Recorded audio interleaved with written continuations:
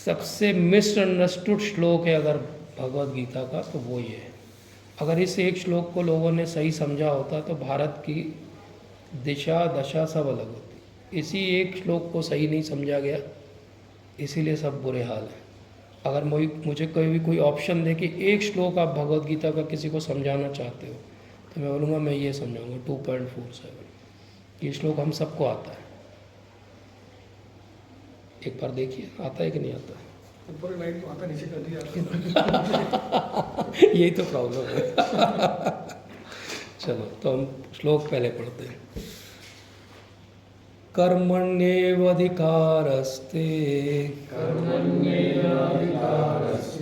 मा फलेषु कदाचन मा कर्मफल हेतुर्भुर्मा ते संगोत्सव कर्मणि। कोई पढ़ना चाहेगा? सर एक मेरा डाउट है, मैं भूल गया था। मेरी चाची जी का देहांत हुआ है और ऐसे में शास्त्रों को बिल्कुल पढ़ सकते हैं, उन्हीं को हम आज सब लोग उन्हीं को दे देंगे सारा जो पढ़ेंगे आज का। मतलब ऐसा होता है कि ग्रंथों को छूते नहीं, घर में नहीं, भी कोई प्रॉब्लम नहीं है, ग्रंथों को छू सकते हैं, ग्रंथों को पढ़ना चाहिए। और आज से जो सुकृति अर्जित होगी हम सब की वो हम आपकी चाची जी के लिए दे देंगे। मेरी भी एक्चुअली बहुत क्लोज कज़न सिस्टर थी, उन वो भी अभी नहीं रही कुछ 2-4 दिन पहले, तो we will offer everything to them. तो पढ़ेगा कोई श्लोक? हाँ पढ़िए। कर्मण्येवाधिकारस्ते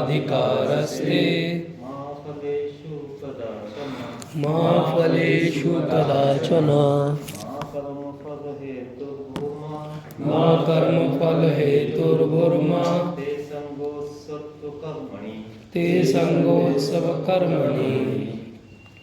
तो हम सब ने एक बहुत बड़ी यूनिवर्सिटी हमारे यहाँ उससे पढ़ाई की है। मैं कई बार कहता हूँ ये बात, वो यूनिवर्सिटी है the Indian university of truck education. Truck के पीछे लिखी रहती है बहुत सारी चीज़ें, तो हम सब ने उससे ग्रेजुएशन किया है। वो भी इसलिए पढ़ा है हमने क्योंकि जब आप गाड़ी से जा रहे हो हाईवे से तो कोई चांस नहीं कि आप सामने लिखी चीज़ को ना पढ़ पाओ। अगर वो ऑप्शन मिलता तो हम शायद उतना भी नहीं पढ़ते। तो सब ट्रकों के पीछे लिखा रहता कर्म ही पूजा है, और यहीं से सारा जो है वो कन्फ्यूजन चालू हुआ। और वो सोर्स है ये वाला श्लोक जिसको ठीक से समझा नहीं लोगों ने। कर्म ही पूजा है, आपने देखा ट्रक के पीछे लिखा हुआ, ट्रॉलीज के पीछे लिखा हुआ कर्म ही पूजा है। तुरंत लोगों ने बोला भगवत गीता का सार क्या है, किसी से भी आप पूछो, कर्म ही पूजा है। अच्छा बोले यहीं पे सार दे दिया भगवान ने 2.47 में, आगे का पढ़ने की ज़रूरत नहीं। यहाँ पे आए बोले कर्म ही पूजा है। इस श्लोक का सार क्या है? कर्म ही पूजा है। अब हम आज समझते हैं कि इसका सार क्या है, सही में भगवान क्या कहना चाहते हैं। कर्मण्येव अधिकारस्ते, तुम्हें केवल कर्म करने का अधिकार है। माँ फलेषु कदाचन, फल के तुम अधिकारी नहीं हो। अभी अपन पहली लाइन समझते हैं, क्योंकि पहली लाइन हम सब ने कहीं ना कहीं सुनी हुई है। वो एक कुछ उस पर भी आता था, सीरियल के पहले भी बोलते थे ना, यही वाला श्लोक था ना। तो कर्मण्येव अधिकारस्ते, कर्म करने का केवल आपको अधिकार है, या केवल आप कर्म करने के अधिकारी हो। यहाँ पे दो शब्द हैं, कर्म और एक अधिकार। कर्म क्या होता है? काम करना, वर्क करना, कोई भी जो भी करना है सब कर्म है। अधिकार क्या होता है?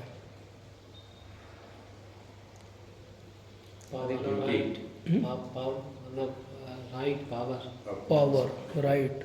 आप अधिकारी हो तो आपको पावर है। कोई दंडाधिकारी है तो उसको पावर है दंड देने का, इसलिए वो दंडाधिकारी है ना। तो अधिकार का मतलब होता है कोई आपके पास एक्चुअली प्रिविलेज है, कोई चीज़ आप कर सकते हो, कोई पावर है आपके पास, उसको कहते हैं अधिकार। भगवान ने ऐसा क्यों बोला कर्मण्येव अधिकारस्ते? एव मतलब ओनली या सर्टनली। सर्टनली तुम्हें कर्म करने का अधिकार है, भगवान ने ऐसा बोला अर्जुन को। अब ऐसा क्यों बोला, ऐसा क्यों बोला, इसको थोड़ा सा डीपली समझना पड़ेगा कि कि भगवान ने अर्जुन को ऐसा क्यों बोला कि सर्टनली तुम्हें कर्म करने का अधिकार है। और किसी को कर्म करने का अधिकार नहीं है। हर कोई कह सकता है मुझे भी अपना कर्म करने का अधिकार है, आपको अपना कर्म करने का अधिकार है। अभी अर्जुन कंफ्यूज है अपनी ड्यूटीज़ को लेके, इसलिए भगवान कह रहे हैं सर्टनली एज ए क्षत्रिय तुम्हारा कर्म करने का अधिकार है। क्यों? क्योंकि 2.7 श्लोक याद करो आप। 2.7 श्लोक में अर्जुन ने भगवान को क्या कहा था? आपकी सराहना। शिष्यस्ते हम शादी माम त्वाम प्रपन्नम। शिष्यस्ते हम, मैं आपका क्या बन गया? शिष्य बन गया। और क्या करो आप? मुझे शिष्य बनते मुझे शिक्षा दो। और मुझे क्या हो गया है? मैं भ्रमित हो गया हूँ कि मुझे क्या करना चाहिए क्या नहीं करना चाहिए, मुझे समझ में नहीं आ रहा। यहाँ पे आके भगवान उसको उत्तर दे रहे हैं। तुमने 2.7 में कहा था तुम भ्रमित हो, सर्टनली तुम्हें कर्म करने का अधिकार है। और तुम जो दुखी हो रहे हो कि उसके बाद वो जो मर जाएंगे उनका क्या होगा, तो माँ फलेशु कदाचन, फल के तुम अधिकारी वैसे भी नहीं हो, कर्म के बस अधिकारी हो। तुम्हारा काम कहाँ खत्म हो जाता है? कर्म करते। कर्म के आगे तुम्हारा ज्यूरिडिक्शन नहीं है। अधिकार का दूसरा अर्थ होता है ज्यूरिडिक्शन। जैसे दंडाधिकारी, तो वो एक जिले का दंडाधिकारी, तो उसका ज्यूरिडिक्शन कहाँ चलता है? उस जिले में चलता है। कोई हाई कोर्ट है तो उसका ज्यूरिडिक्शन कहाँ चलेगा? उस स्टेट में चलेगा। कोई सुप्रीम कोर्ट है उसका ज्यूरिडिक्शन उस कंट्री में चलेगा। कोई इंटरनेशनल कोर्ट है उसका ज्यूरिडिक्शन एक प्लेनेट पे चलेगा, और वो भी ह्यूमन स्पीशीज़ में चलेगा, एनिमल्स में नहीं चलेगा। ऐसे ही अधिकार आपका कर्म करने का है, लेकिन फल के अधिकारी आप नहीं हो। इसका अर्थ क्या हुआ? सुपरफिशियली समझेंगे तो हाँ ठीक है, कर्म करो और फल की चिंता मत करो। तो एक था कर्म ही पूजा है, और दूसरा कन्फ्यूजन क्या है? कर्म करो और फल की चिंता मत करो। फल की चिंता क्यों नहीं करो? क्योंकि आप उसका अधिकारी ही नहीं हो। आप आपके हाथ में ही नहीं है। अच्छा, तो ठीक है। तो आपने जब पीएमटी की तैयारी की थी सर, तो आप सोचे थे कि आपका पीएमटी में होना चाहिए सिलेक्शन कि नहीं होना चाहिए? तभी तैयारी क्यों सोचा था? आप अगर कोई गोल रख के तैयारी नहीं करोगे तो आप मोटिवेटेड कैसे रहोगे? अर्जुन जब लड़ेगा तो ये सोच के लड़ेगा ना कि उसको जीतना चाहिए। तो अगर उसका एम जीतना है तो फिर फल की तो चिंता कर रहा है ना वो। तो फिर भगवान ने ऐसा क्यों बोला माँ फलेशु कदाचन, जबकि पूरे टाइम वो डिप्लोमेसी करते रहे कि पांडव जीत जाए। जब फल की चिंता ही नहीं करना है तो फल के बारे में बात भी नहीं करना चाहिए, फल के लिए प्लानिंग भी नहीं करना चाहिए। फिर तो बस पीएमटी दे देना चाहिए, या आज के ज़माने में नीट दे देना चाहिए। बस दे दो, हो जाए तो हो जाए, नहीं हो तो नहीं हो। बच्चों को मारना पीटना नहीं चाहिए पढ़ने के लिए, उनको मोटिवेशनल वो नहीं भेजना चाहिए वीडियो, देखो मोटिवेट हो पढ़ाई करो तुम।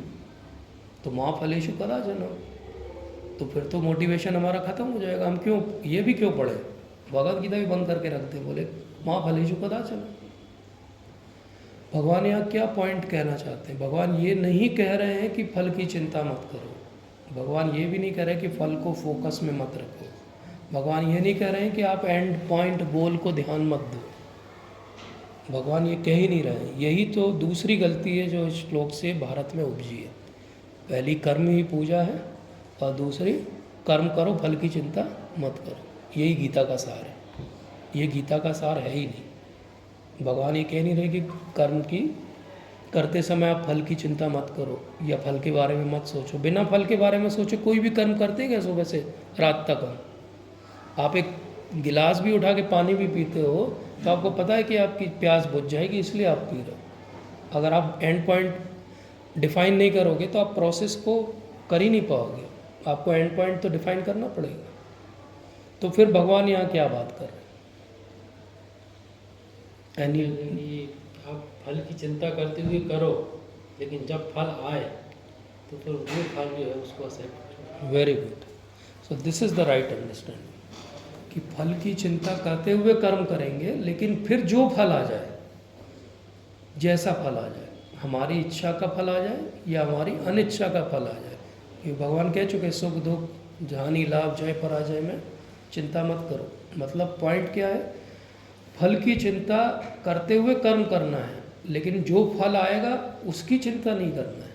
जो भी फल आ जाए उसको एक्सेप्ट कर लो, होल हार्टेडली एक्सेप्ट कर लो। क्योंकि अगर आप, जैसे लोग कहते हैं कि कर्म करो फल की चिंता मत करो, इसीलिए भारत में लोग आलसी हो गए। बोले प्रारब्ध से जो मिलेगा वो मिल जाएगा। जब प्रारब्ध के भरोसे आप बैठ जाओगे तो वो पूरी पीढ़ी क्या करेगी? कुछ भी नहीं करेगी, वो तो सोचेगी हाँ मिल जाएगा अपने। इसीलिए इसी को डिफाइन करने के लिए भगवान ने आगे एक लाइन बोली है जिसको ज़्यादातर ध्यान नहीं दिया जाता। और वो लाइन क्या बोली उन्होंने? माँ कर्म फल हेतुर्भुर्मा। मतलब क्या हुआ? कर्म के फल के लिए तुम कभी भी कारण नहीं थे कर्म के फल। अब इसको कैसे समझेंगे? आगे भगवान 18 चैप्टर में बहुत डिटेल में समझाएंगे, बट अभी के लिए हम कोई भी कर्म करते भी हैं तो क्या हम अकेले उस कर्म के हेतु होते हैं? आप सोचिए कभी। सिंपल सा एग्जांपल लेते हैं कि आपको घर में मैगी बनाना है, ठीक है? तो क्या क्या चाहिए आपको? मैगी चाहिए। मैगी बनाने का नॉलेज चाहिए, पानी चाहिए, स्टोव चाहिए, घर चाहिए, छत चाहिए, लड़ाई झगड़ा ना हो घर में ऐसा घर चाहिए, सिलेंडर के अंदर गैस भी होना चाहिए, लाइटर भी होना चाहिए। मतलब आप अकेले हेतु थे क्या कर्म करने के? इतनी सारी चीज़ें एक साथ आई थी इसलिए वो कर्म हुआ था। जैसे बहुत सारे लोगों ने नीट की तैयारी की थी लेकिन कुछ ही सिलेक्ट हुए थे क्योंकि उनमें वो कॉम्बिनेशन फिट बैठा था। बहुत सारे लोग घर बाज़ार से मैगी खरीद के लाए थे लेकिन आज बनाई 2 ही लोगों ने। क्यों? क्योंकि उन्हीं 2 को डिज़ायर आई थी। उनमें से भी जिनको डिज़ायर आई थी सबके पास सब चीज़ें नहीं थी, इसलिए नहीं बना पाए। इसलिए हम अकेले अपने कर्म के रिजल्ट के हेतु हैं क्या? नहीं है। अभी हम एक लेवल पे समझ रहे हैं श्लोक को। अभी आपके मन में कुछ डाउट होगा, वो अगले लेवल पे जब चढ़ेंगे श्लोक में तो समझ में आएगा। इसलिए क्या कर रहे हैं अब? क्योंकि कर्म केवल आपके कारण नहीं हो रहा है, उसका रिजल्ट भी केवल आपके कारण नहीं आ रहा है। ठीक है, आपने बढ़िया मैगी के सब इंग्रेडिएंट थे बना दी लेकिन गैस ज़्यादा चला दी, पानी कम डाला, जल गई वो, अब वो खाने लायक नहीं बची। ठीक है, क्योंकि आप पहली बार बना रहे थे। तो क्या हो गया यहाँ पे? अब आपने कर्म किया, सब इंग्रेडिएंट भी थे आपके पास लेकिन विधि या प्रारब्ध आपके साथ में नहीं था, इसलिए आपका रिजल्ट क्या हो गया? उल्टा पड़ गया। वो एन्जॉयबल आउटपुट नहीं आया जो आपको चाहिए था। ऐसे बहुत सारे कर्म हम करते हैं जहाँ बहुत सारी चीज़ें हमारे लिए फेवरेबल होती लेकिन एक चीज़ अनफेवरेबल होती है और वो स्पॉइल हो जाता है। वैसे जैसे आप बहुत अच्छी खीर बनाओ और थोड़ा सा उसमें रेत गिर जाए कहीं से, अब आप हर चम्मच में क्या स्वाद आ रहा है आपको? खीर का आ रहा है, लेकिन क्या लग रहा है? नहीं, टेस्ट नहीं है, कुछ तो किरकिरा, कुछ तो हर बार चुभ रहा है ना? तो कर्म के कई बार रिजल्ट हमारे हिसाब से नहीं होते क्योंकि कर्म के कारण हम अकेले नहीं हैं। ऐसे ही फल के कारण भी हम नहीं हैं। भगवान आगे बोलेंगे अनुमंता उपद्रष्टा भर्ता भोक्ता महेश्वर। भगवान क्या है? अनुमंता है, फाइनल सैंक्शनिंग अथॉरिटी वो है। जैसे आपको आपके डिपार्टमेंट में मान लो अभी वो लाइब्रेरी की लिस्ट भेज रहा है, बुक्स चाहिए आपको, आपने 20 बुक भेजे और टोटल आया 1 लाख रुपए किताब मांगी है एनाटॉमी डिपार्टमेंट में। क्या होगा वहाँ से? डीन साहब वो अनुमंता है, वो बोलेंगे नहीं इनको 2 ही किताब दी जाए, तो आपके पास 2 ही किताब आएगी। तो आपने कर्म किया ये सोच के कि वो फल आएगा, लेकिन ऊपर भगवान बैठे हैं, वो आपके प्रारब्ध से मैच किए, बोले नहीं इतना नहीं दे सकते, इसको 25% दे सकते, उतना ही आएगा। तो क्या हुआ?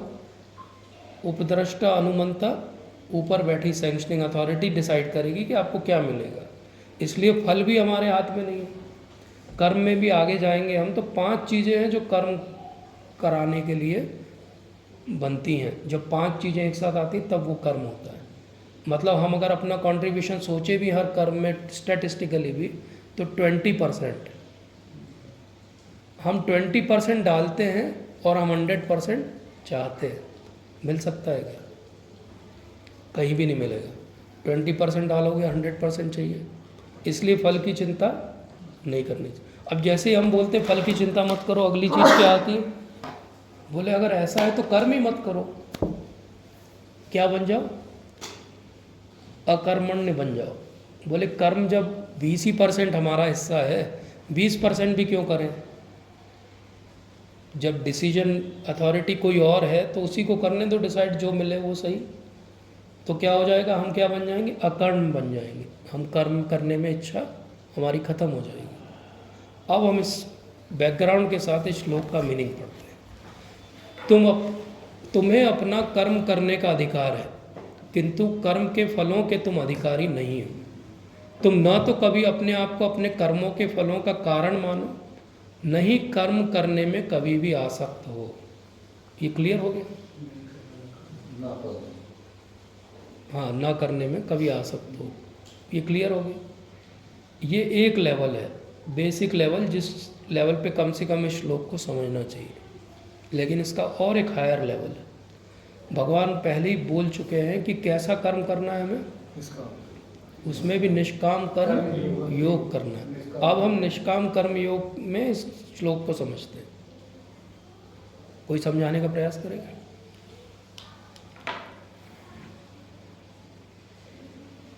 बिना इच्छा के भक्ति के साथ किया हुआ कर्म, उसको क्या कहा जाता है? निष्काम कर्म। यस। अब उसमें एक नई कॉन्सेप्ट भगवान लाएंगे। ऐसा निष्काम कर्म योग जो बिना इच्छा फल जो भी आ रहा हो किया जाता है, उसको कहते हैं सेवा या भक्ति। अब भक्ति के स्तर पे श्लोक का अर्थ क्या है कि तुम्हें केवल भक्ति करने का अधिकार है। तुम नाम जप कर सकते हो, नाम जप में आनंद आएगा नहीं आएगा उसके तुम अधिकारी नहीं हो।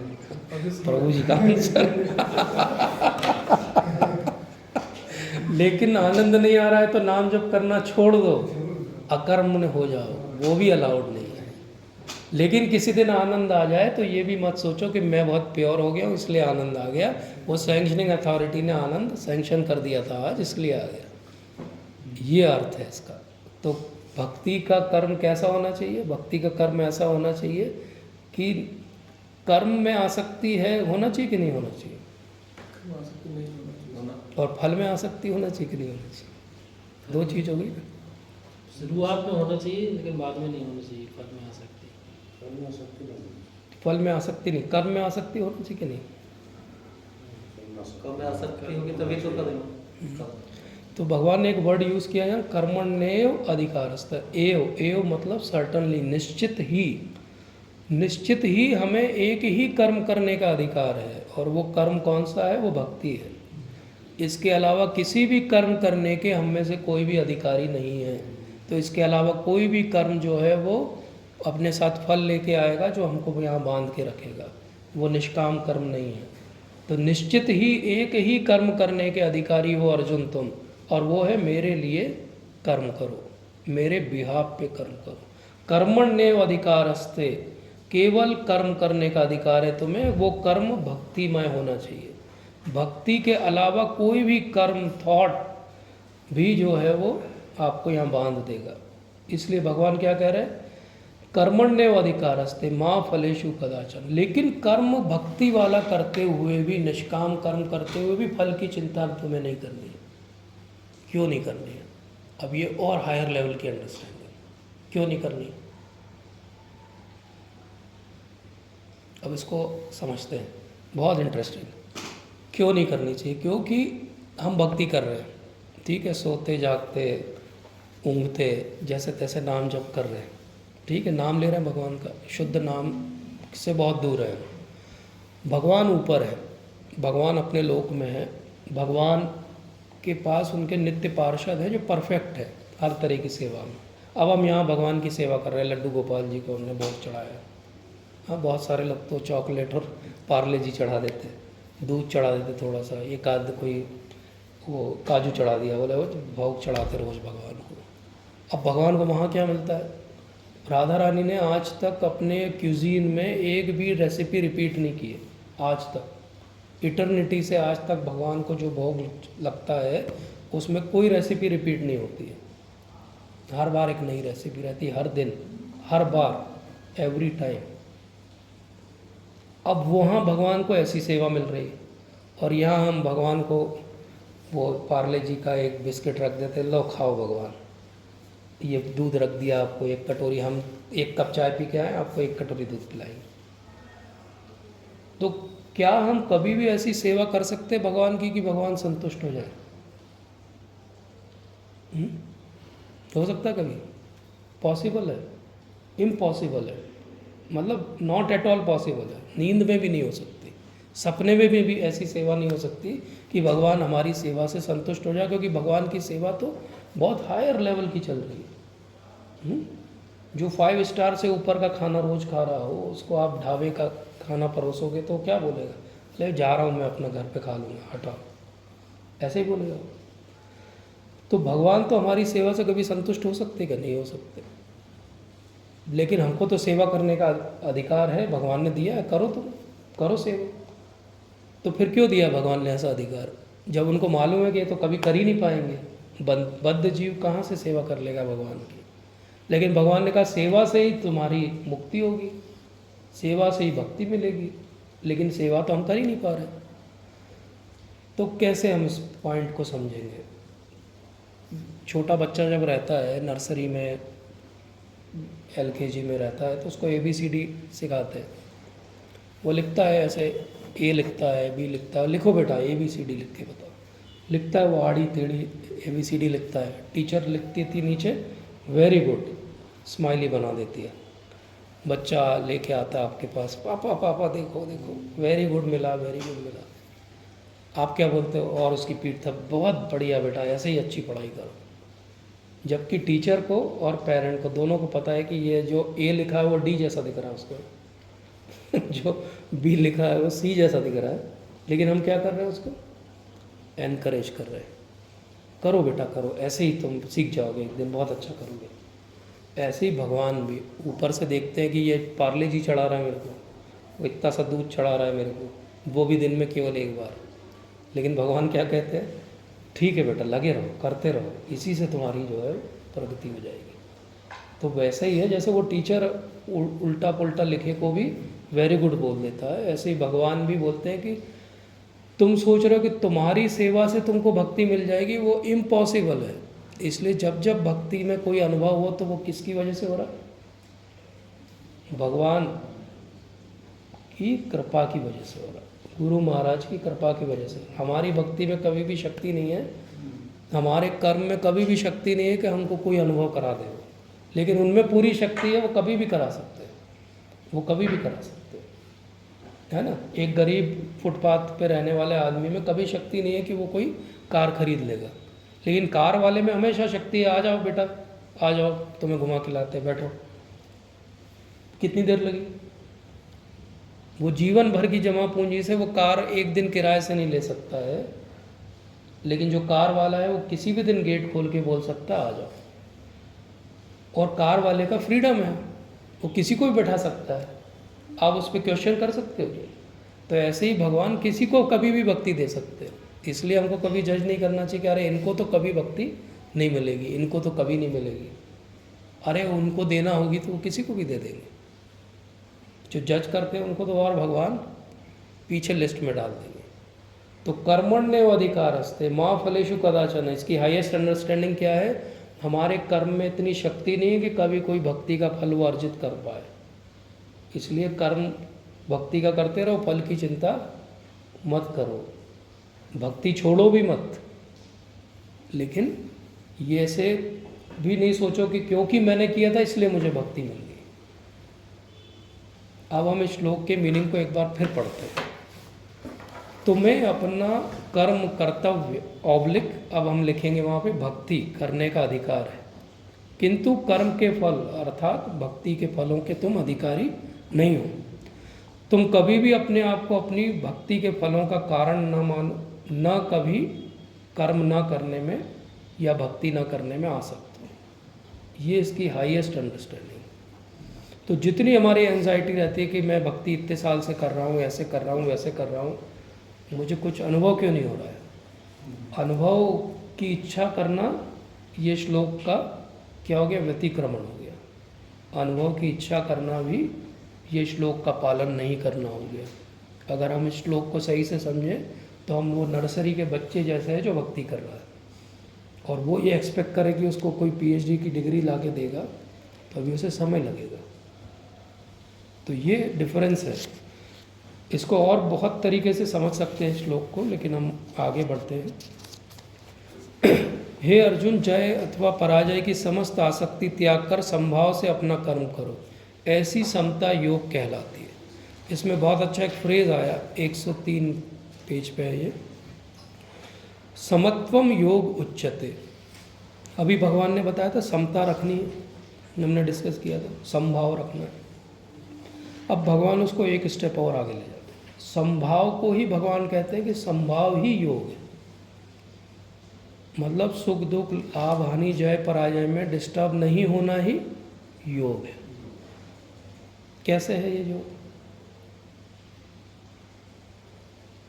ये योग कैसे हो गया? शरीर के स्तर पे आएगा सर सुख दुख, तो अगर आप उसमें नहीं चीज हो रहे, मतलब आप आत्मा के स्तर में टिक गए हो, आत्मा के स्तर में टिकना है। यस, क्योंकि भगवान ने क्या कहा यहाँ पे, योगस्थ कुरु कर्माणि, और योगस्थ का अर्थ प्रभुपाद ने क्या दिया, समभाव होके। क्यों? क्योंकि आगे भगवान ने खुद ही बोला कि समत्वम योग उच्यते। योगस्थ का नॉर्मली अर्थ निकलता कि योग में स्थित होके, पर वो किस योग की यहाँ बात हो रही है? समता ही योग है। ये बहुत बड़ी चीज़ है। लोग कहते हैं ना योग मतलब कोई एक्सरसाइज होगी, योग मतलब कोई पॉस्चर होंगे, योग मतलब बहुत देर ध्यान लगाना होगा, योग मतलब बहुत कुछ जगलरी होगी। नहीं, योग कुछ भी नहीं है। भगवान के लिए योग क्या है? समता ही योग है।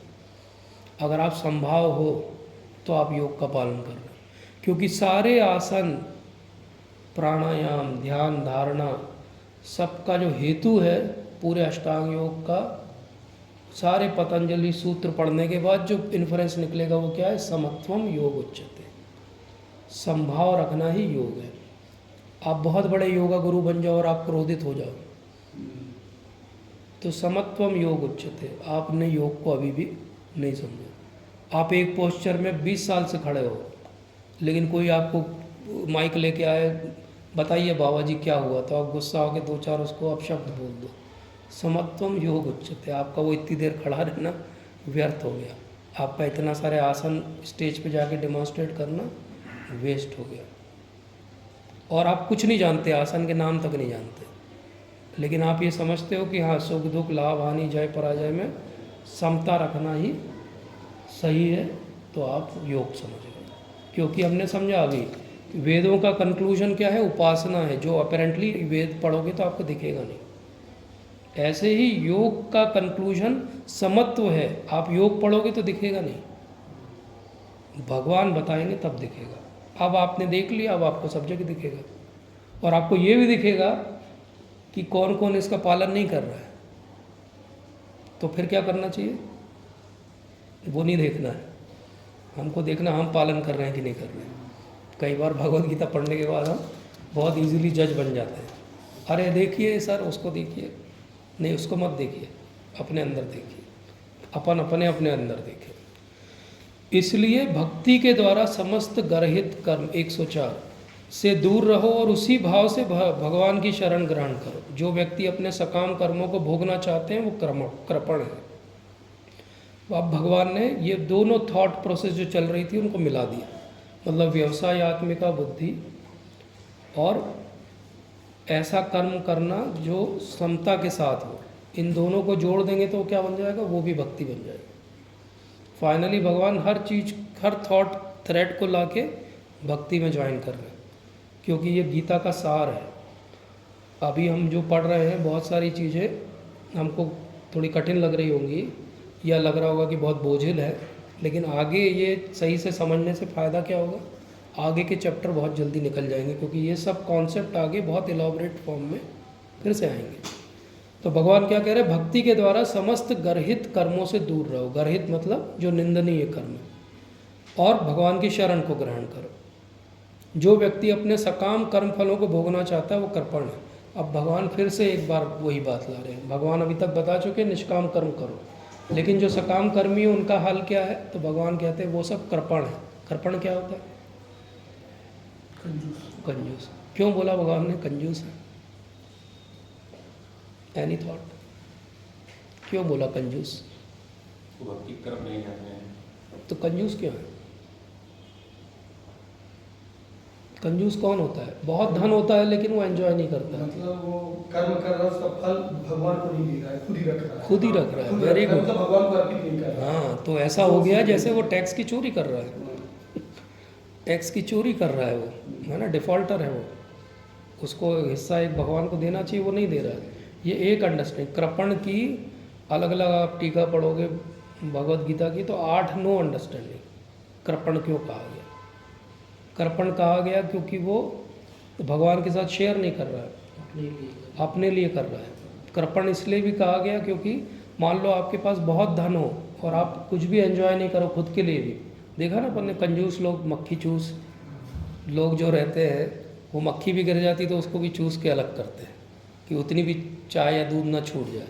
तो वो कंजूसी में क्या करते हैं, वो खुद भी कभी अच्छे से नहीं रहते, बहुत धन होने के बाद भी फटी जो है चप्पल में घूमेंगे, फटे कपड़े रहेंगे, खूब धन है। ऐसे ही हमारे पास भी इतना बढ़िया मानव शरीर है और हम उसका उपयोग क्या कर रहे हैं? अपनी इच्छा पूर्ति के लिए कर रहे हैं, जबकि ये रॉकेट जैसे यूज़ करके हम भगवान के धाम जा सकते हैं। तो ये हम कंजूस हैं कि नहीं है? किसी भी चीज़ को सही जगह यूज़ नहीं करना कंजूसी है। यही भगवान का आउटलुक है कि अरे ये सब कंजूस हैं। धरती पे वो स्कैनर लगा के देखते तो सब कंजूस दिखते हैं उनको। इसलिए नहीं कि बहुत कोई धन भी खर्च कर रहा होगा, लेकिन क्योंकि वो सही जगह सही चीज़ का उपयोग नहीं कर रहा है, तो इसलिए वो क्या है? कंजूस है। कंजूस आदमी क्या होता है? बहुत दुष्ट भी होता है ना। एक एक दमड़ी, एक एक पैसे के लिए वो चमड़ी जाए पर दमड़ी ना जाए, तो इसलिए वो दुष्ट भी होता है। कई बार वो किसी को कुछ भी बुरा भला भी कह देगा, इल ट्रीट भी कर देगा, फॉर्जरी भी कर देगा। अरे तुमने इतना ही पैसा लिया था हमसे। वो पुराने मूवीज़ में रहता था ना, एक साहूकार साइन करा लेता था तो वो भी कृपण है, वो भी कंजूस है। तो कंजूस आदमी दुष्ट भी है। कंजूस आदमी सही जगह सही चीज़ को यूटिलाइज भी नहीं करना। और कंजूस आदमी, जैसे आपने बोला कि बेसिकली वो अपने लिए सोच रहा है, किसी और के लिए नहीं सोच रहा है, तो वो कैसा है? बहुत ही कॉन्सेंट्रेटेड एन्जॉयर है, केवल अपने लिए एन्जॉयमेंट चाहता है, किसी और के लिए नहीं, सेल्फिश है बहुत ज़्यादा। तो इसलिए भगवान कहते हैं कि ये सब कृपण है। ऐसे लोगों के लिए क्या करना चाहिए? भक्ति में संलग्न मनुष्य इस जीवन में ही अच्छे तथा बुरे कार्यों से अपने आप को मुक्त कर लेता है। अतः योग के लिए प्रयत्न करो, क्योंकि सारा कार्य कौशल यही है।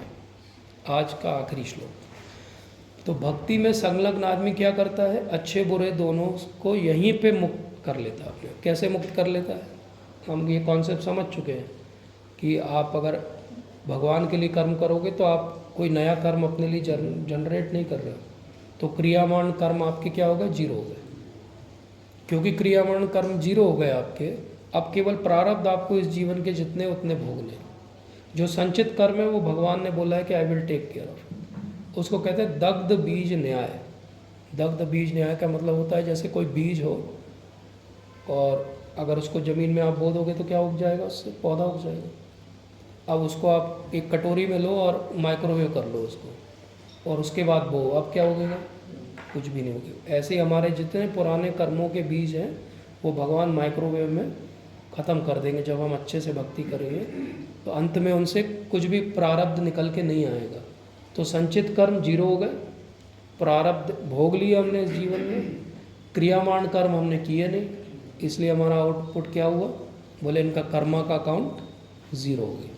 तो इसलिए भगवान ने कहा कि भक्ति में संलग्न मनुष्य अच्छे बुरे कार्यों से अपने आप को मुक्त कर लेता है। मतलब उसको न अच्छे के लिए अट्रैक्शन है, न बुरे से कोई अवर्जन है। जो हो रहा है प्रारब्ध के कारण हो रहा है, हो जाने दो, ख़त्म करो इस काम को।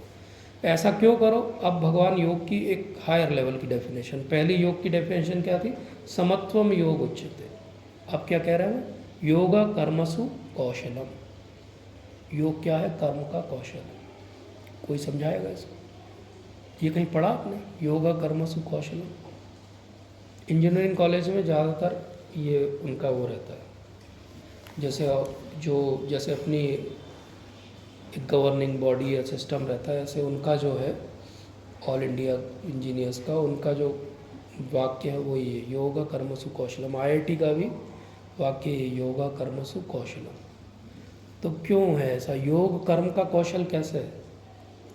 कर्म को भगवान के साथ योग कर दो, जोड़ दो, भगवान को सेंटर में रखो। वही उसका कौशल है। नहीं, अभी कर्म, योग और कौशल 3 शब्द हैं इसमें, अलग अलग है। जो भी कर्तव्य कर्म कर रहे हैं, भक्ति के साथ कर्म करेंगे वो निखर के आएगा कौशल।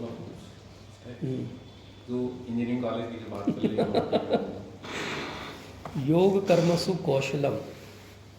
तो कर्म का कौशल वही है, सबसे उत्तम रूप वही होगा। हाँ, तो संस्कृत में क्या होता है, फ्रेज को आप कैसे भी इंटरचेंज कर सकते हो, ऐसा अलाउड रहता है संस्कृत में। तो योग कर्मसु कौशलम, कर्म योगसु कौशलम। अब दोनों तरह से समझते हैं इसको कि क्या सही होना चाहिए। क्या ऐसा है कि योग करते करते एक हाईएस्ट पॉइंट आएगा आपका जब आप का कर्म परफेक्ट हो जाएगा, या ऐसा है कि कर्म करते करते एक हाईएस्ट पॉइंट आएगा जब आपका योग परफेक्ट हो जाएगा। परफेक्ट क्या करना है आपको, कौशल किस में चाहिए, कर्म में कौशल चाहिए कि योग में कौशल चाहिए? योग में, प्रभु की भक्ति में। योग में कौशल चाहिए, कर्म में कौशल चाहिए कि नहीं चाहिए? मतलब कर्म कोई नहीं। भक्तिपूर्ण हो तो ऑटोमेटिक कौशल हो जाएगा वो, ऐसा।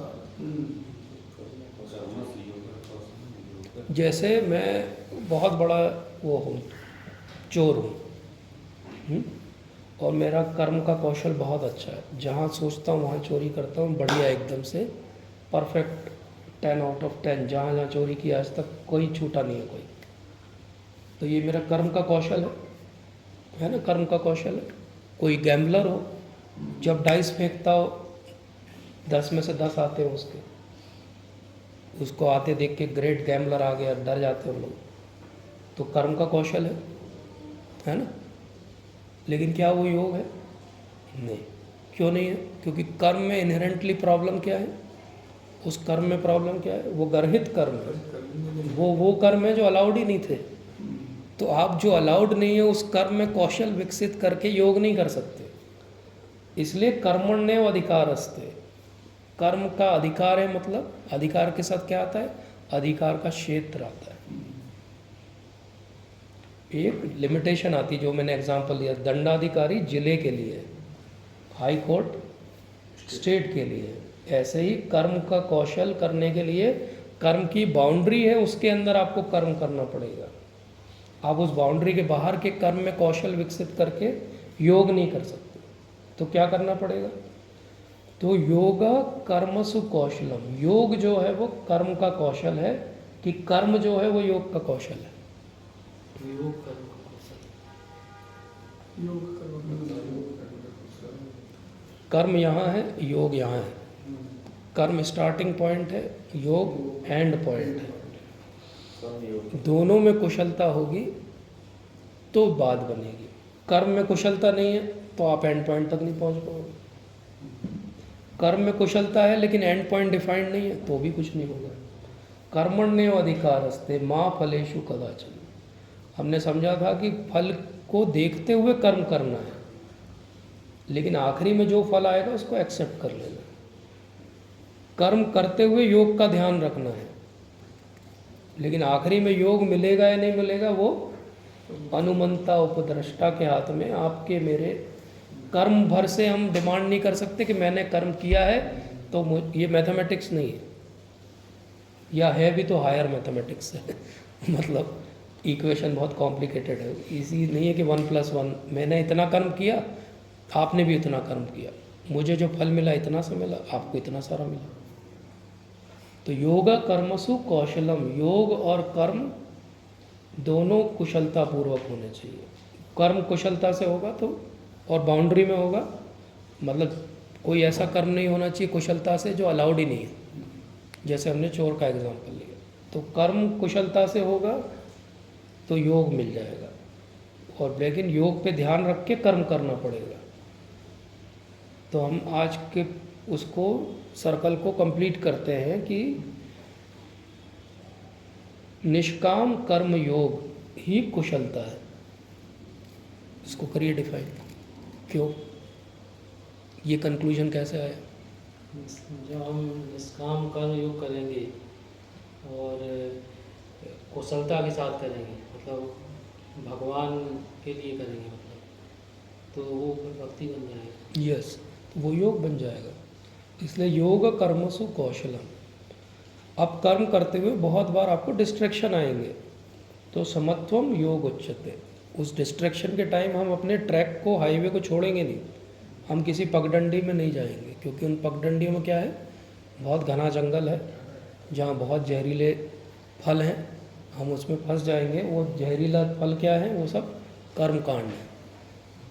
इसलिए हम उस कर्म कांड में भी नहीं फंसेंगे। हम अपने हाईवे पे भक्ति के चलते रहेंगे चुपचाप, और कर्म करना छोड़ देंगे क्या? नहीं। योग कर्म सुकौशलम, कर्म तो करना पड़ेगा, लेकिन किस हेतु से करेंगे?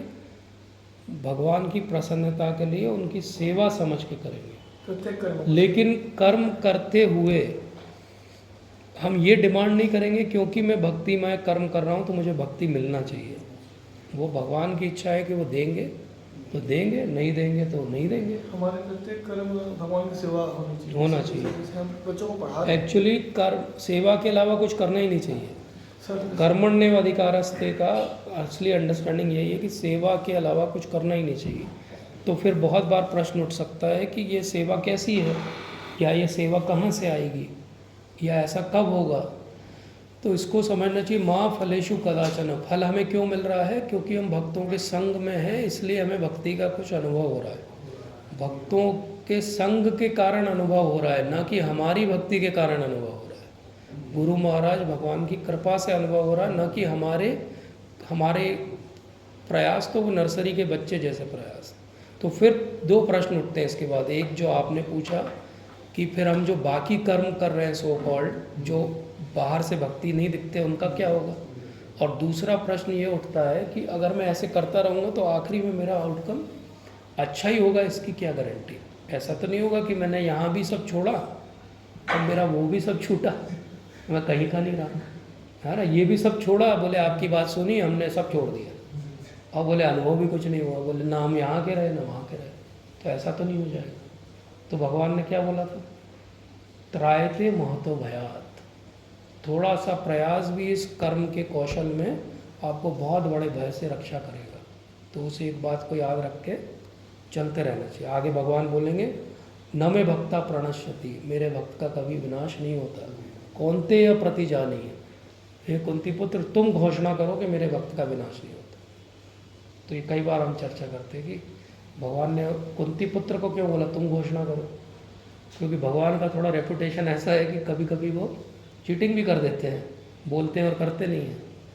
लेकिन अर्जुन का ऐसा रेपुटेशन नहीं है, इसलिए भगवान ने बोला अर्जुन तुम ही बोलो, तुम बोलो मेरे बिहार पे कि कौनते या प्रति जानी है, ना मैं भक्ता प्रणश्यति। तो अर्जुन के माध्यम से भगवान ने बुलवाया कि मेरे भक्त का कभी विनाश नहीं होता। अब हम पहले प्रश्न पे आते हैं कि फिर बहुत सारे ऐसे कर्म हैं और बहुत सारे ऐसे संग हैं जहाँ भक्त नहीं है, पर हमको जाना पड़ता है मीटिंग्स में, यहाँ वहाँ बहुत सारे लोग क्या क्या बातें करते हैं, सुनना पड़ती है, शांति नहीं होते, वो बोलते रहते हैं। तो क्या किया जाए उसका क्या किया जाए? उसको ऐसे समझाया गया कि आप भक्तों का संग लो, ठीक है? और जब भक्तों के अलावा और भक्तों के साथ आप बैठे हो तो वहाँ पे आप संग मत लो। संग लेने का मतलब होता है एक्सचेंज ऑफ आइडियाज़, जो हम कर रहे हैं। आप उनके साथ भी बैठो, लेकिन don't exchange your ideas with them. तो आपने संग नहीं लिया, आप बैठे बसते उनके। Physical association is not mental association. Problem is when we start mentally associating with them, and more problem is when we start comparing with them and their life. बोले सर वो तो बढ़िया, वीकेंड पे पार्टी, यहाँ पे खाना, वहाँ पे मूवी, हमारी लाइफ में कुछ भी नहीं। ये कंपैरिजन से क्या हुआ? भक्ति में फ्रस्ट्रेशन है, क्योंकि मेंटली आप केवल एसोसिएट नहीं किए, आप कंपेयर भी करने लगे। अब जब हम घर पे हैं और हम बच्चों को पढ़ा रहे हैं या हम कोई भी घर का काम कर रहे हैं, हेल्प कर रहे हैं, तो वो भक्ति है कि नहीं है? वो भक्ति है। कैसे भक्ति है? क्योंकि हमारा हेतु क्या है वो करने में? हमको वहाँ सेल्फिश होना है। हमारा हेतु ये है कि भाई ये काम कर देंगे तो मेरे नाम जब में कोई डिस्टर्ब नहीं करेगा, ठीक है? घर में शांति रहेगी तो मैं अपना बुक का रीडिंग कर पाऊँगा। ये क्या है? I am very selfish, I am doing everything so that nobody disturbs my 2 hours। मैं उन 2 घंटे के बचत के लिए मैं अपने 22 घंटे झोंक दूंगा, लेकिन मैं उन 2 घंटे पे कोई आँच नहीं आने दूंगा। सर तो 22 घंटे कोई अपना सेवा कर्तव्य क्यों नहीं बना सकते सर? हम जो काम कर रहे हैं वही बिल्कुल भगवान- कर सकते हैं, बिल्कुल कर सकते हैं। हम उस हेतु से कर सकते हैं कि मैं जो धन अर्जन कर रहा हूँ वो केवल इसलिए है कि मेरा परिवार भी भक्त बने सर जैसे और भक्ति मान- करें। जैसे मेरी ड्यूटी है बच्चों को पढ़ाना मेडिकल कॉलेज में, मुझे एक टीचर का असाइनमेंट दिया था, यस तो मैं सोचूं कि मुझे एक कर्तव्य दिया है, यस तो मैं जो पढ़ाता हूँ उसमें भगवान सेवा कर रहा हूँ, बिल्कुल कर, वो भक्ति नहीं होगी? बिल्कुल है। योग कर्मसु कौशलम, आपका हर कर्म कुशलता से अगर भगवान से जुड़ के बन रहा यदि है। मुझे भगवान और उसके लिए ज़रूरी नहीं कि आप बहुत अपेरेंटली प्रीचर बनो या प्रीच करो उनको। आपका रोज का डेमेन्योर, आपकी सिंसियरिटी वही प्रीचिंग है। उसी से आदमी इंस्पायर हो जाएगा कि ये सर बाकी से अलग है। क्यों अलग है? लोग इंक्वायरी करेंगे, बोले यार ये अलग इसलिए क्योंकि ये भक्ति करते हैं। बोले यार अपने को भी करना चाहिए। आज वो हो सकता है चेंज नहीं होंगे, लेकिन 10 साल बाद आपसे कहीं मिलेंगे, बोलेंगे कि सर आपने इंस्पायर किया तो देखो हम भी भक्त बन गए। तो बहुत बार हम जो भी एक्टिविटी कर रहे हैं, इवन सिंपल हम कहीं जा रहे हैं, उतने से भी हम इंस्पायर कर सकते हैं किसी को। लेकिन वो डिपेंड करता है कि हमारा अंडरस्टैंडिंग क्या है। इसीलिए वो कहते हैं कि अब हर समय आप थॉट नहीं रख सकते कि आप भगवान के लिए कर रहे हो। तो इसलिए वो कहते हैं कि आप जब कोई काम चालू करो तो आप भगवान को अर्पित कर दो। जो काम हो जाए तो आखिरी में फिर भगवान को अर्पित कर दो। इतना भी याद नहीं रहे तो सोने के पहले दिन भर में जो कुछ किया वो भगवान को कर दो। वो भी ना याद रहे तो हफ्ते में एक बार मंदिर जाओ तब कर दो भगवान के सामने। तो इस तरह हम क्या कर रहे हैं, धीरे धीरे हमारी कॉन्शियसनेस की ट्रेनिंग कर रहे हैं। क्योंकि हमारी कॉन्शियसनेस से ही बात हमने चालू की थी कि वो क्योंकि शरीर की तरफ है इसलिए सारी प्रॉब्लम है। उस कॉन्शियसनेस को भगवान की सेवा की तरफ ले आएंगे, सारी प्रॉब्लम खत्म हो मतलब जाएगी। 2 टाइप का सेवा हो गया सर, प्रकट सेवा हो गया जो प्रभु की विग्रह के सामने यस या हम ग्रंथों सामने या चर्चा करें। एक अप्रकट सेवा हो गया जो हम भगवान को निमित्त मान के हम उनके सेवादार समझ Yes. जो कर्तव्य कर्म हमको Yes. दिया। सर आप लोगों को पेशेंट नहीं है काम हाँ करना। बिल्कुल बिल्कुल तो आपका मरीज देखो समझो मैं प्रभु की सेवा कर रहा हूँ, तो अभी भक्ति हुई ना सर? बिल्कुल हुई। अगर हम उसमें भगवान के दर्शन करें कि हर वो बच्चा जो आ रहा है वो भगवान का रूप है, हम उस तरह से देख सकते हैं उसको। अगर हम उस तरह से नहीं भी देखें तो हम ग्रॉसली ऐसा देख सकते हैं कि उस से जो मुझे पैसा मिल रहा है उससे मैं भगवान की सेवा में उपयोग कर रहा हूँ, या मैं परिवार पालने में भी कर रहा हूँ तो परिवार को मैं भक्त बना रहा एक हूँ। प्रश्न मेरे बेटे ने मुझसे पूछा था सर, हम्म, पापा बोलते हो भक्ति करना है, मैं तो पढ़ाई कर रहा हूँ, हाँ तो तो क्या मैं भक्ति कर रहा तो हूँ? हमारे मेरे जो गुरु महाराज हैं उनसे प्रश्न पूछा था आईआईटी के एक लड़के ने यूथ प्रोग्राम में कि मैं तो पढ़ाई कर रहा हूँ, इंजीनियर बन रहा हूँ, तो मैं कैसे भक्ति करूँ, मेरे पास तो टाइम ही नहीं, बहुत बिजी शेड्यूल है। तो महाराज ने यही कहा कि आप जो भी कर रहे हो भगवान को अर्पित करो, अपने आप वो भक्ति हो गई। आपको अलग से कुछ और करने की ज़रूरत थोड़ी है। अगर हम विग्रहों की सेवा भी कर रहे हैं तो वो इसीलिए कर रहे हैं कि उस कनेक्शन से हमारा कॉन्शियसनेस जो है इम्प्रूव होता है।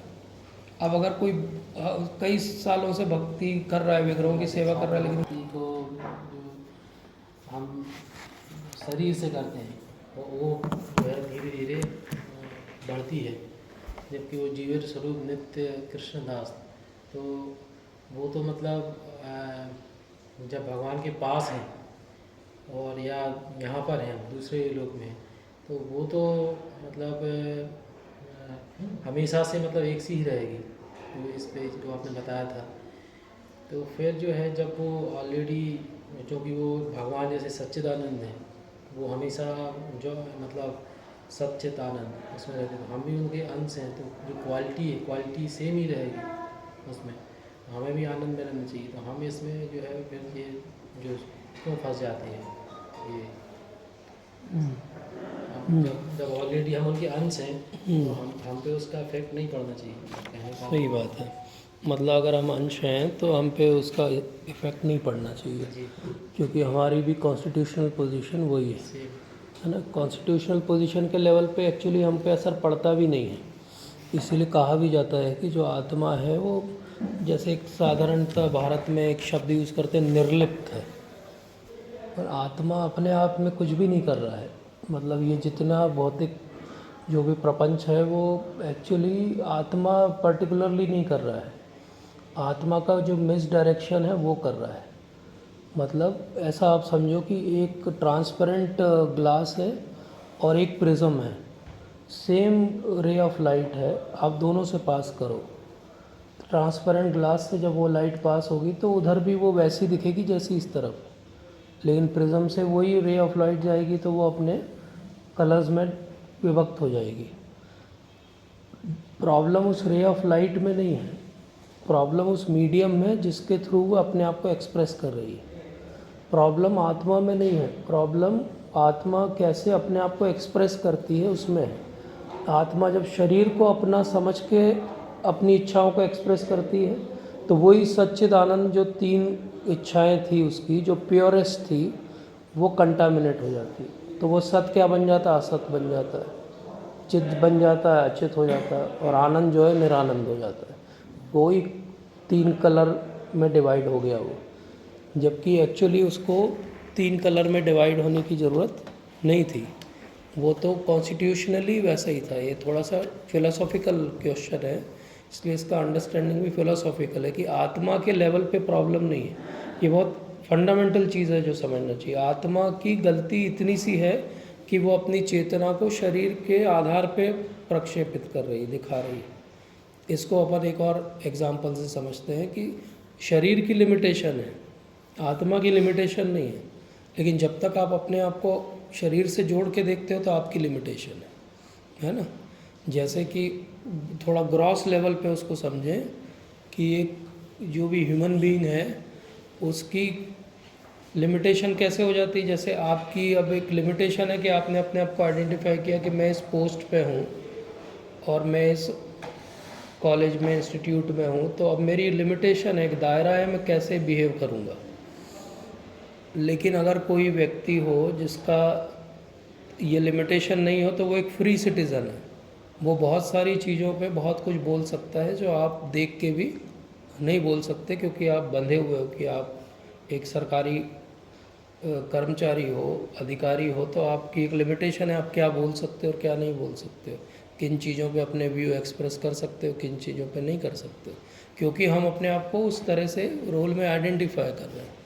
हमारी सेम एज का कोई व्यक्ति होगा जो बाहर सो कॉल्ड फ्री सिटीज़न है, वो किसी भी बात पे कुछ भी बोल सकता है, लेकिन हम नहीं बोल सकते, क्योंकि हमने अपने आप को आइडेंटिफाई किया इस उपाधि के साथ कि मैं एक सरकारी अधिकारी हूँ, तो मेरा कंडक्ट ऐसा होना चाहिए, मेरे से एक्सपेक्टेशन है। ऐसे ही आत्मा ने जैसे आइडेंटिफाई किया कि वो शरीर है, तो शरीर का जन्म भी है और शरीर की मृत्यु भी है, शरीर के साथ सुख भी है, दुख भी है, जय भी है, पराजय है, शरीर के साथ कर्म भी है, शरीर के साथ सब कुछ है जो एक्चुअली आत्मा नहीं चाहती है। लेकिन क्योंकि आत्मा कोई और तरीका नहीं जानती है अपने आप को आइडेंटिफाई करने का, इसलिए वो इसके थ्रू कर रही है। इसलिए ये कहना बिल्कुल सही है कि हम आत्मा के रूप में सच्चित और आनंद है, लेकिन शरीर के रूप में तीनों नहीं है। तो ये बड़ी इनकम्पेटिबल सिचुएशन है। जैसा हमने पिछले सत्र में समझा था कि जैसे पानी को आप तेल के साथ मिलाने की कोशिश करो तो वो इम्पॉसिबल टास्क है, क्योंकि वो दोनों के मिक्सिंग हो ही नहीं सकती। ऐसे ही आत्मा को शरीर के साथ मिलाने की कितनी भी आप कोशिश करो, तीनों की इनहेरेंट क्वालिटी नहीं है कि तीनों चीज़ें बिल्कुल अलग अलग हैं दोनों में, इसलिए वो कभी भी एक दूसरे से मिक्स नहीं हो सकती। इसीलिए हम हमेशा प्रॉब्लम में रहते हैं। हमारी डिस्ट्रेस का कारण फंडामेंटल यही है। जैसा हमने उस कहानी में समझा था कि एक वो 5 रुपए का सिक्का खो गया किसी का, लेकिन वो ढूंढ कहाँ रहा है? जहाँ पे उजाला है। खोया कहाँ था? जहाँ अंधेरा है। तो उसको नई जगह मिलेगा क्या? नहीं मिलेगा, क्योंकि खोया जहाँ था वहीं मिलेगा। हमारी फंडामेंटल प्रॉब्लम है कि हमने अपने आप को शरीर माना हुआ है, और इसी से सारी प्रॉब्लम्स उपजती है। किसी दिन आप एक मेडिटेशन करना, जब भी आपको 15 मिनट का टाइम हो, अपनी जितनी प्रॉब्लम जीवन में आपने फेस की उनको लिस्ट करना और ढूंढना कि उनमें से कोई भी प्रॉब्लम का कारण क्या आत्मा रही, तो आपको आंसर मिलेगा नहीं रही। सारी प्रॉब्लम शरीर से जुड़ी उपाधि, शरीर से जुड़े संबंधों के कारण है। इसमें कहीं भी आत्मा को कुछ भी लेना देना नहीं। लेकिन क्योंकि आत्मा आज भूल गई कि वो आत्मा है, तो इसमें फंडामेंटल क्वेश्चन आता है कि आत्मा कैसे भूल गई आत्मा है जब वो भगवान का अंश है। मुझे पता अगला क्वेश्चन आप ये पूछोगे तो इसको भी समझ लेते। इस क्वेश्चन को आंसर करने के लिए अलग अलग फिलॉसफी ने अलग अलग तरीके से आंसर किया। जैसे कि अगर आप सो कॉल्ड ब्रह्मवादी या मायावादी इसके पास जाओगे तो वो क्या कहेंगे कि मैं भगवान हूँ लेकिन मैं अभी भूल गया हूँ। या मैं अभी मोह में पड़ा हुआ हूँ, इसलिए माया ने मुझे जकड़ लिया है। और जैसे ही मैं मोह से बाहर आऊँगा, मैं रियलाइज़ करूँगा कि मैं स्वयं ब्रह्म हूँ, भगवान हूँ, उसी समय मेरी ये सारी प्रॉब्लम्स ख़त्म हो जाएंगी, क्योंकि मैं रियलाइज़ कर लूँगा कि मैं शरीर नहीं हूँ, मैं ब्रह्म हूँ। और वैष्णवों ने इसका आंसर कैसे दिया कि जिस दिन आप ये रियलाइज़ कर लोगे कि आप ये शरीर नहीं हो, आप आत्मा हो, और आत्मा का काम भगवान की सेवा में लगना है, लेकिन आपकी आइडेंटिटी हमेशा अलग रहेगी, तो क्या हो जाएगा, आपकी सारी प्रॉब्लम्स का हल हो जाएगा। क्योंकि सेवा आप कहाँ करोगे, भगवान के धाम में जाके करोगे, और भगवान के धाम में ये सारी प्रॉब्लम्स जो यहाँ है वो नहीं है, इसीलिए उसका नाम वैकुंठ है, वहाँ कोई कुंठा नहीं है। तो ये जो फंडामेंटल अंडरस्टैंडिंग है कि सच्चिदानंद बना हुआ जो आत्मा है वो कैसे यहाँ पे सफ़र कर रहा है, क्यों सफ़र कर रहा है, क्योंकि वो मिस आइडेंटिफाई कर रहा है। इसके लिए एक बहुत अच्छी स्टोरी से अपन इसको समझ सकते हैं। ये स्टोरी बाइबल में भी है, ये स्टोरी इंडियन पुराणों में भी है, और ये स्टोरी प्रभुपाद भी बहुत बार कोट करते हैं। उसको कहते हैं प्रोडिगल सन से स्टोरी, शायद हमने बचपन में कभी पढ़ी होगी कि एक लड़का है जो बहुत पैसे वाले का लड़का है, और कुछ दिमाग उसका गड़बड़ है, तो वो एक दिन बिना बताए घर से निकल जाता है। अब वो घर से निकल गया है, सब लोग खोज रहे हैं, लेकिन कहाँ है किसी को नहीं पता है, और बहुत समय तक, कई महीनों तक वो यहाँ वहाँ भटकता रहता है। कोई उसको पागल समझ के कुछ खाने को दे देता है, कोई एक आध कोई कपड़ा दे देता है, कोई उसकी थोड़ी केयर कर देता है, तो ऐसे ही वो सड़क पे पड़ा रहता है, जैसे तैसे अपना जीवन जी रहा है। एक रिलेटिव उसका वहाँ से गुजरता है, तो वो देखता है अरे ये तो उनका लड़का है। वो क्या करता है, उसको अपनी गाड़ी में बैठाता है और वो पिताजी के घर पे छोड़ के चला जाता है। अब पिताजी के घर पे जब वो उसको छोड़ के चला जाता है, तो उसकी सारी इच्छाओं की पूर्ति अपने आप हो जाएगी कि नहीं हो जाएगी, उसको सब कुछ मिल जाएगा, उसको भटकना पड़ेगा क्या, उसकी मेडिकल नीड, उसकी खाने की, भूख की नीड, उसकी कपड़ों की ज़रूरत सब पूरी हो जाएगी। तो प्रैक्टिकली सही सॉल्यूशन उसके लिए क्या था, इतने महीनों से बहुत लोग उसको देख रहे थे, लेकिन किसी ने उसको उठा के उसके घर पे नहीं शिफ्ट किया। सबने अपने अपने तरीके से थोड़ी थोड़ी हेल्प की, किसी ने खाना दे दिया, किसी ने कपड़ा दे दिया, लेकिन एक्चुअली अलग अलग हेल्प करने की ज़रूरत ही नहीं थी। उसकी अल्टीमेट हेल्प क्या थी कि उसको उठा के उसकी पोजीशन में शिफ्ट कर दिया जाए। वहाँ उसकी केयर करने के लिए उसके माता पिता हैं जो बहुत संपन्न हैं, वो करेंगे केयर। ऐसे ही हमारी आत्मा की अभी मिस आइडेंटिफिकेशन है शरीर के साथ, इसलिए हम इस धरती पे हैं जहाँ पे दुखालयम शाश्वतम है। जिस दिन हम ये आइडेंटिफाई कर लेंगे हम यहाँ पे नहीं हैं, हम वहाँ के हैं, तो अपने आप सारी प्रॉब्लम्स सॉल्व हो जाएंगी। उसको एक और एग्जांपल से समझ सकते हैं कि कोई आप सपोज करो अफ्रीकन कोई ट्राइबल आदमी हो, उसको आप उठा के ब्लाइंड फोल्ड करो और किडनैप करके उसको लाके इंडिया में लाके छोड़ दो। अब वो ना यहाँ की भाषा जानता है, ना उसको यहाँ का खाना समझ में आता है, ना वो उसको कोई बात समझ में आती, जैसे तैसे किसी तरह इशारे से, किसी तरह से वो जीवन अपना जी रहा है यहाँ पे। और उसकी बेस्ट हेल्प क्या है कि उसको उठा के वापस अफ्रीका के जंगल में छोड़ दिया जाए उसके दोस्तों के पास, वो उसकी केयर कर लेंगे। वही हमारी हालत। डिवोटीज़ क्या करते हैं, डिवोटीज़ आपको रियलाइज़ कराते कि भाई आप यहाँ को बिलोंग ही नहीं करते, you belong to somewhere else. वो पहली बार आपको ये रियलाइज़ कराते कि नहीं आप सच्चिदानंद स्वरूप हो, आप क्यों यहाँ दुख में पड़े हुए हो। वो ये रियलाइज़ कराते कि नहीं यहाँ नहीं, आपका जो घर है वो तो आपके पिताजी भगवान है, वहाँ पे है। तो प्रैक्टिकली जहाँ के हम हैं वहाँ पे नहीं है, इसलिए परेशान है ना। जैसे कोई गिटार बजा के, कोई पेंटिंग बना के कुछ करना चाहता हो जीवन में, और उसके घर वाले उसको फोर्स करके मेडिकल कॉलेज भेज दे, तो वो पूरे 5.5 साल दुखी रहेगा, क्योंकि वो वहाँ को बिलोंग नहीं करता। ऐसे ही हमारी स्थिति, हम जहाँ बिलोंग नहीं करते वहाँ हम बिलोंग करने की कोशिश भी करते, तो बहुत सारे एडजस्टमेंट भी करते जीवन में, लेकिन उससे भी हल नहीं निकलता, क्योंकि हमारी जो आत्मा है उसकी अंदरूनी आवाज़ क्या है, सत चित और आनंद, और बाहर वो चीज़ वो जो खोज रही है उसको कहीं भी नहीं मिलता। प्रैक्टिकली ये जितने तरीके हैं एन्जॉयमेंट के, वो कहीं कहीं थोड़ा थोड़ा सुख दे सकते, लेकिन फाइनली आनंद कुछ भी नहीं दे सकते। इसलिए उसका आंसर क्या है, उसका आंसर ये है कि आत्मा के रूप में हम सच्चिद आनंद हैं, लेकिन आज मिस आइडेंटिफिकेशन के कारण हम यहाँ धरती पर हैं। जिस दिन हमारी आइडेंटिटी हम रियलाइज़ कर लेंगे, उस दिन हम वहाँ चले जाएंगे। इसी को भगवान ने कहा था आत्मज्ञान। आत्मज्ञान तो वैष्णव अंडरस्टैंडिंग ये है कि हम यहाँ पे हैं, क्यों हैं? क्योंकि हमने अपनी स्वतंत्रता का दुरुपयोग किया था, इसलिए है। मायावादी अंडरस्टैंडिंग क्या है, हम यहाँ पे क्यों हैं? क्योंकि हम मोह में पड़ गए और हम भूल गए कि हम भगवान हैं। हम क्या कह रहे हैं, हम भगवान कभी नहीं थे, कभी बनेंगे भी नहीं। हम हमेशा से आत्मा थे जिसका काम भगवान की सेवा करना था। तो ये थोड़ा सा टेक्निकल है, थोड़ा सा बोझिल भी है इसको समझाना और समझना, लेकिन एक बार ये क्लैरिटी होना चाहिए कि आत्मज्ञान का फाइनली हेतु क्या है। आत्मज्ञान का फाइनली हेतु इतना ही है, ये समझना कि आप मिसफिट हो यहाँ पे। उसको जैसे अंग्रेजी में कहते हैं कि फिक्सिंग है square into a circular pack. एक सर्कुलर कुछ डिज़ाइन है, उसमें आप स्क्वायर को फिट नहीं कर सकते। आप जीवन लगा दो, अपना नहीं फिट होगा। वही हमारी हालत है। हम पूरा जीवन लगा देते हैं उस स्क्वायर में फिट होने के लिए, बट हम बने ही नहीं वहाँ पर फिट होने के लिए। या उसको ऐसे समझे कि एक जिक्सॉ पजल के अंदर एक पीस जो है वो मिसिंग है। वो पीस क्या है?